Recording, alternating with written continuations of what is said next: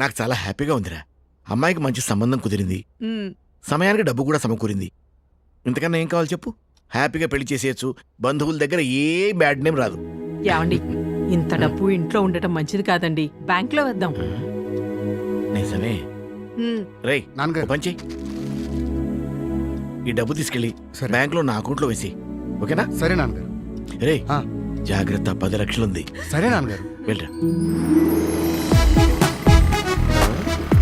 అరే భాస్కర్ అన్నా, ఎక్కడికి రా? బ్యాంకుకి వెళ్తున్నానన్నా. ఏందన్నా గోల్డ్, ఏంటన్నా ఈ టిప్ టాప్? ఏం లేదురా, మొన్న బెట్టింగ్ లో 10,000 కట్టి 1,00,000 వచ్చింది. 10,000కి 1,00,000? అరే అసలు 1,00,000 ఉంటే 10 లక్షలు కొట్టేద్దురా. అంటే 1,00,000కు 10 లక్షలు అన్న. ఒకవేళ 10 లక్షలు వేస్తే? 1,00,00,000 రూపాయలు సింపుల్. నాన్న చెల్లి పెళ్లి కోసం అని చెప్పి 10 లక్షలు ఇచ్చాడు. ఈ 10 లక్షలు వేస్తే 1,00,00,000 రూపాయలు వస్తాయా అన్న? ఈజీగా. అంటే చెల్లి పెళ్లి గ్రాండ్ గా చేయొచ్చా అన్న? అరే మెల్లగా కాదురా, గ్రాండ్ గా ధూమ్ ధామ్ గా చేద్దాం. సరే అన్న. దా, ఎక్కేసి. అన్న, పోనీ. అరే ముందు 10,000 నొక్కరా. Yes! అన్న 1,00,000 వచ్చిందన్న. సూపర్, చెప్పానా? మరి ఇప్పుడు ఎంత ఏమంటావు? 1,00,000 రా.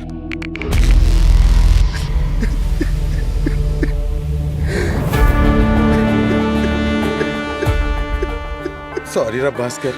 ఊరుకో అన్న, మొత్తం నువ్వే చేసావు. నిన్ను నమ్ముకుని మొత్తం పోగొట్టుకున్నా. అరే ఏంట్రా అలా అంటావు? నా ఒంటి మీద బంగారం మొత్తం పోయింది కదరా. నీది బంగారమే పోయిందన్నా. మావి బంగారం లాంటి జీవితాలు పోయాయి. మా నాన్న మా చెల్లి పెళ్లికని దాచిన 10 లక్షల రూపాయలు పోగొట్టుకున్నా. ఈ విషయం తెలిస్తే మా నాన్న గుండాకి చచ్చిపోతాడు. మా చెల్లి జీవితం నాశనం చేశానన్నా. మా కుటుంబం మొత్తం రోడ్డున పడింది. లేదన్నా, నాకు బతికే అర్హత లేదు. నేను చచ్చిపోతానన్నా, నేను చచ్చిపోతా. భాస్కర్, దీనంతటి కారణం నేనురా. ఊర్లో ముఖం కూడా చూపించుకోలేను. పదరా, ఇద్దరం కలిసి చచ్చిపోదాం.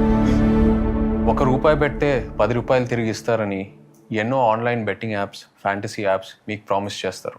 మీ డబ్బు తీసుకొని రిటర్న్స్ వస్తున్నాయని చూపించినట్టు మీ డబ్బు వాళ్ళు తీసేసుకుంటారు. జాగ్రత్తగా ఉండండి. ఇలాంటి బెట్టింగ్ యాప్స్ నుంచి దూరంగా ఉండండి.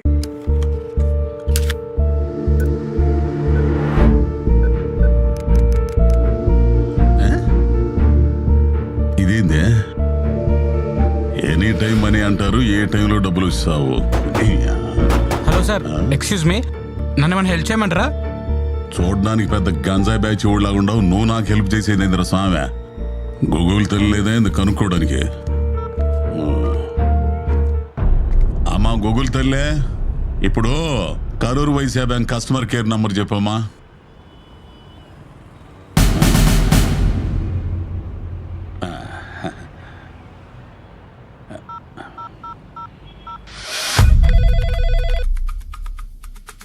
Hello, Karur Vysya bank customer care number ఏనమ్మా ఇదే? ఎస్ సార్, మేము కరూర్ వైశ్య బ్యాంక్ నుంచి మాట్లాడుతున్నాం, చెప్పండి. ఏం లేదమ్మా, ఇప్పుడు నా ఏటీఎం కార్డు పని చేయటం లేదు, కొంచెం చూసి చెబుతామా? మీరేం చింతించకండి, ఇప్పుడే నేను చెక్ చేసి చెప్తాను. సార్, ఒకసారి మీ ఏటీఎం కార్డు పైన ఉన్నటువంటి 16 నెంబర్ల డిజిట్స్ నాకు ఒకసారి చెప్పండి. 5344 4224 2224 6732. ఓకే సార్, ఇప్పుడు ఎక్స్పైరీ డేట్ చెప్పండి. 12/2025 అమ్మా. ఓకే సార్, ఇప్పుడు మీ కార్డు వెనకాల సివివి నెంబర్ అనేది ఒకటి ఉంటుంది, చెప్పండి. సివివి అంటే ఏందమ్మా? మీరు కార్డు తిప్పిన తర్వాత ఒక 3 నెంబర్లు ఉంటాయి, అవి చెప్పండి. ఉంది 994. ఇప్పుడు మీ నెంబర్కి ఒక 6 డిజిట్స్ కోడ్ అనేది వస్తుంది. వచ్చిందమ్మా. చెప్పండి. ఇది 612223 అమ్మా. Thank you so much sir. ఒక గంటలోనే మీ ఏటీఎం కార్డు అనేది యాక్టివేట్ అయిపోతుంది. మంచిదమ్మా. సార్, ఇంకొక విషయం, మీ కార్డ్ నెంబర్ కానివ్వండి, సివివి నెంబర్ కానివ్వండి, ఎక్స్పైరీ డేట్ కానివ్వండి, మొబైల్కి వచ్చే ఓటీపీ కానివ్వండి, అది ఎవ్వరికి షేర్ చేయకండి. ముఖ్యంగా ఏ బ్యాంక్ వాళ్ళు కూడా ఈ డీటెయిల్స్ అడగరు. ఓకేనా సార్? Thank you.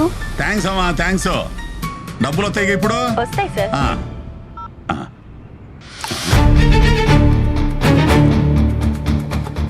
ఇదేంది, బ్యాంకులు నా అకౌంట్ నుంచి డబ్బులు కట్టిపోతున్నాయి.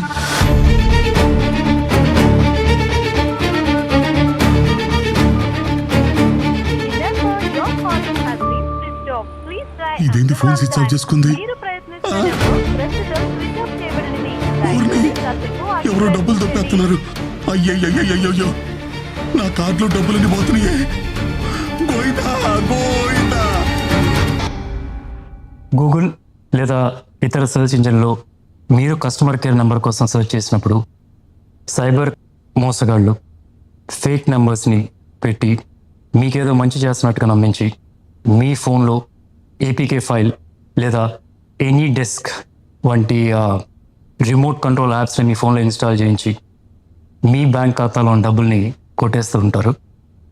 అంతేకాకుండా ఇన్సూరెన్స్ కంపెనీ అని చెప్తూ క్లెయిమ్స్ గురించి మాట్లాడుతున్నా అని చెప్పి అలా కూడా మీ డబ్బులు కొట్టేయడం జరుగుతూ ఉంటుంది. ఇంకా హోటల్స్, రెస్టారెంట్స్, రూమ్స్ బుక్ చేస్తున్నప్పుడు నకిలీ వెబ్సైట్స్ క్రియేట్ చేసి దాని ద్వారా కూడా మీ బ్యాంక్ ఖాతాలో నుంచి డబ్బులు కొట్టేయడం జరుగుతుంది. అందుకే మీరు ఏ సెర్చ్ ఇంజిన్లో అయినా అట్లాగే సోషల్ మీడియా ప్లాట్ఫామ్స్లో దొరికే కస్టమర్ కేర్ నెంబర్స్ని వెరిఫై చేయకుండా మాత్రం వాడకండి. ఇట్లాంటి సిచ్యువేషన్లో మీరు ఫిర్యాదు చేయాల్సిన నంబర్ 1930 లేదా www.cybercrime.gov.in మీరు ఫిర్యాదు చేయొచ్చు. ఇంకా మీ దగ్గరలో ఉన్న పోలీస్ స్టేషన్లో కానీ సైబర్ క్రైమ్ పోలీస్ స్టేషన్లో కానీ ఫిర్యాదు చేయొచ్చు. అండ్ మీ బ్యాంక్ వాళ్ళకు కూడా ఈ సమాచారం ఇవ్వడం మర్చిపోకండి.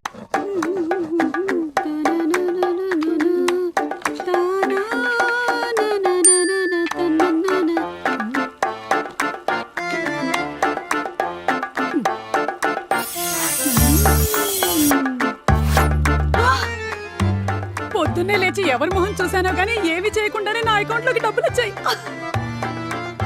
బ్యాంక్ డీటెయిల్స్, 10 గ్రాములకి పైగానే నేను గోల్డ్ కొనుక్కోవచ్చు.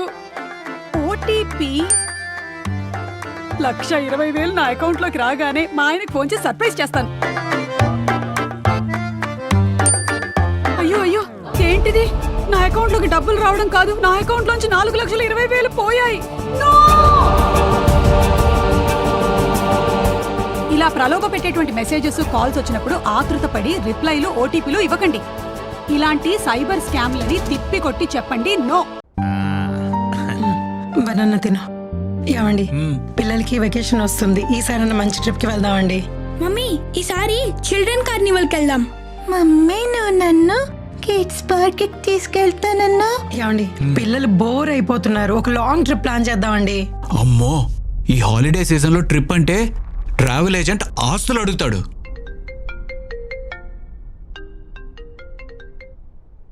హలో.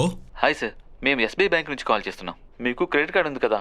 అవును, నేను ఈ మంత్ బిల్ ఆల్రెడీ పే చేశాను కదా. దానికోసం కాదు సార్, మీరు మా క్రెడిట్ కార్డు మంచిగా యూజ్ చేస్తున్నందుకు అండ్ మీ సిబిల్ స్కోర్ బాగా మెయింటైన్ చేస్తున్నందుకు మీకు కొన్ని రిడీమ్ పాయింట్స్ వచ్చాయి.